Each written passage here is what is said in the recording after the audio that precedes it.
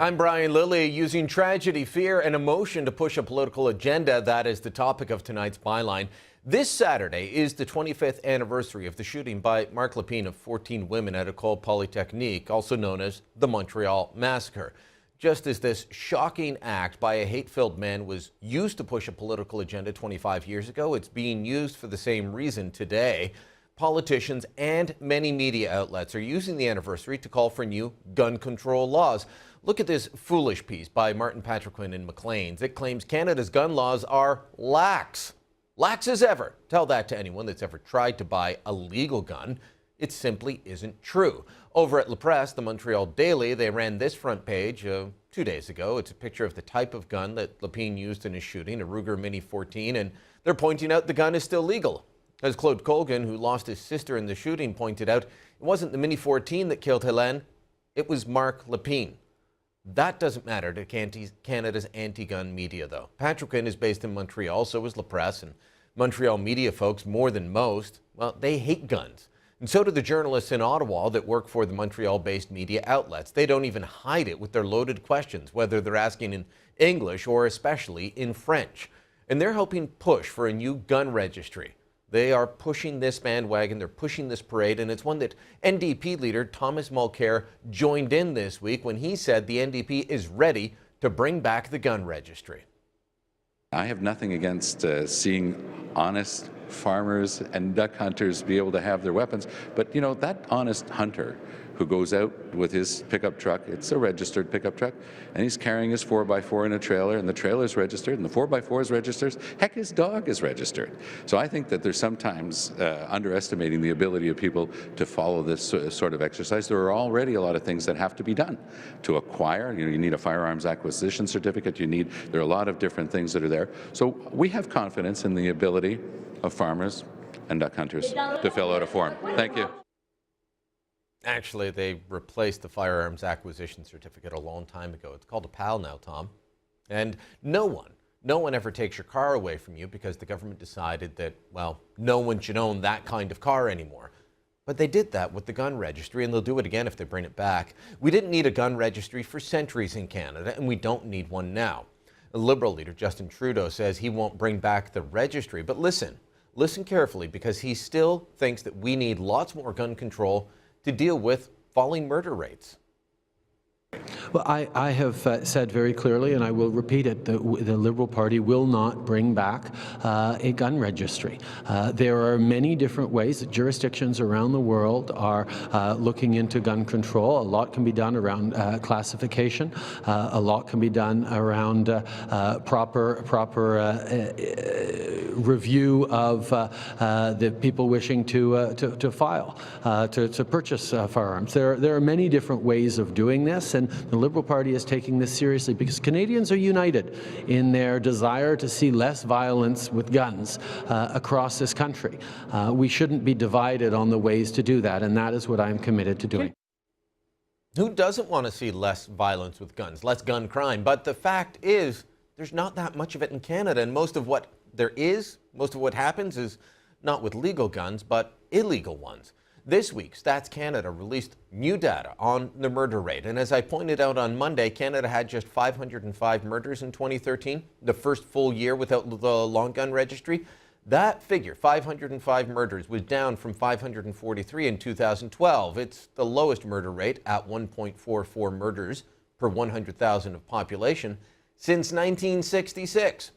Now, of those 505 murders, just 131 involved guns. That's down 41 from the year before. There were more stabbing deaths than shooting deaths, and of the gun deaths, Stats Canada reports that, quote, the majority, 68% of firearm-related homicides were committed with the use of a handgun, a trend that has held over the last 20 years. Despite this trend, the rate of handgun-related homicides reached its lowest point since 1998.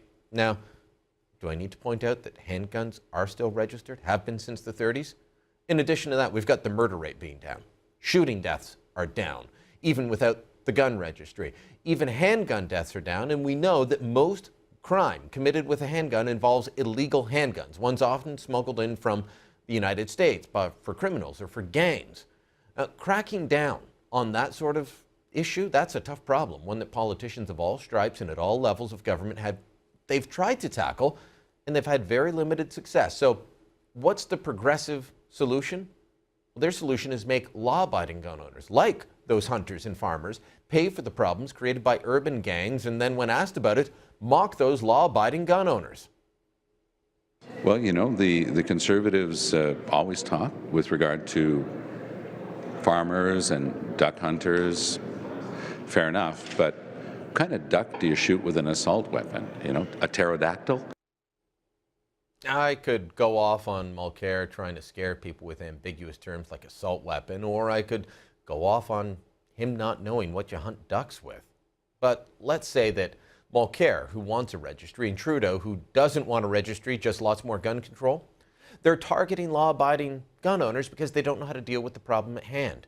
And they also know that it can scare people. It can scare low-information voters. It can scare urban dwellers who don't know guns, have no experience with them, beyond reading about the latest gang shooting. So I'm here to expose these people when they're wrong, point out that they're using tragedy, emotion, and fear to push their political agenda. Now it's up to you to pick up that message, make sure that it spreads. And that's the byline. Their bill, C-42, coming as it does right now in the week when we're commemorating 25th year of that massacre at Polytechnique, is a sign that they're always willing to play politics with the issue of guns and gun control in Canada. NDP leader Thomas Mulcair playing politics. Well, he's not alone in playing politics with this issue. And one man that's not happy about it is Claude Colgan. As I said during the monologue, Claude lost his sister Helene in the Montreal massacre. He joins us now from Montreal. Claude, I know that you've been active on Twitter. You've been debating people on the gun control issue. You are a member of the National Firearms Association, and you're fighting for sensible gun laws in this country. But I also understand that you're pushing to tell people, stop using my sister's picture to push your agenda. Yeah, absolutely, Brian. For the past 25 years, the grave dancer and the industry of victims, creating jobs for bureaucrats, they are using Polytechnique and my sister's death to push their anti-gun agenda. It's like a stabbing wound that won't heal. They've been using it for the past 25 years, every 6th of December. I know that it hurts, and especially this time of year that it hurts. We've talked before. I want to bring up a tweet that you directed towards CBC Montreal. I know they're not alone in who you're targeting, but I just wanted to bring up this tweet in particular. You wrote, "Do not use my sister's image for political propaganda," and the hashtag Colgan family wants closure. This isn't just you. This is your parents and other family members as well saying, enough is enough, right? Yeah, absolutely. We need closure. There's no doubt about it. It's like if they're killing Ellen over and over again for the past 25 years, or when someone, a crazy person, use a firearm to shoot someone anywhere in the world. But it's always about gun control, gun control, gun control. The debate is not gun control. It's mental illness. Absolutely. I mean, the La Presse front page the other day saying, "Can you believe this rifle is still legal?" You know, it's as if Ecole Polytechnique should have changed everything. If someone were to run down a bunch of people with a car tomorrow, we wouldn't say, "Can you believe the Toyota Corolla is still legal?" We would blame the person driving the car, not the car. Why do you think that it's always blame the gun instead of the person with the gun? Because, as I told you earlier, it's a business. You've got to look at it as a business. A lot of people depend on subsidized jobs, and it's really easier to create jobs when you use emotion instead of rationality. The debate that's going on this week, they're using Ecole Polytechnique to push the debate on C-42, the opposition parties are. Yeah. And I know that the National Firearms Association, the NFA, not crazy about everything in Bill 42, but the opposition parties are saying that if this bill passes, it's going to make it well, women are going to be in danger. That is one of their claims. Trudeau and Mulcair have both said women will be in danger. The Conservatives are putting women's lives at risk because guns are going to be floating around in shopping mall parking lots. What do you say to them? If you could sit down with Tom Mulcair and Justin Trudeau, what would you say to them on that? And you remember in 2012 when at the end of the long gun registry, the Coalition for Gun Control was saying there's going to be bloodbaths everywhere. Rivers of bloods are going to flowing everywhere. Mulcair is basically adopting the same exact strategy of fear-mongering and scaring people off. And it didn't happen. It didn't happen in Toronto, Absolutely where we not. saw gun crime go down. In Quebec, gun crime went down. It's the facts don't back up their story, do they? Absolutely not, and now it's a fact that is recognized by the Court of Justice in Quebec and Ontario. There is no statistics or studies to prove that the homicide rate goes down because of a firearm registration. Now, you live south of Montreal. Yeah. You're between Montreal and the Vermont border. Absolutely. Vermont is one of the freest states in America with guns. It's a very liberal state, but they have some of the freest gun laws, perhaps the freest in all of the United States. Would it shock you if I told you that the homicide rate, including with guns, is lower in Vermont, where you can buy them everywhere freely, than it is in Quebec? It wouldn't surprise me one bit. I go to Vermont every week for the past 2 years.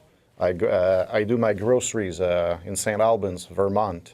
I see very often people open carrying at Price Chopper or Hannaford. There's no problem there. Nobody's scared. In fact, we feel safer.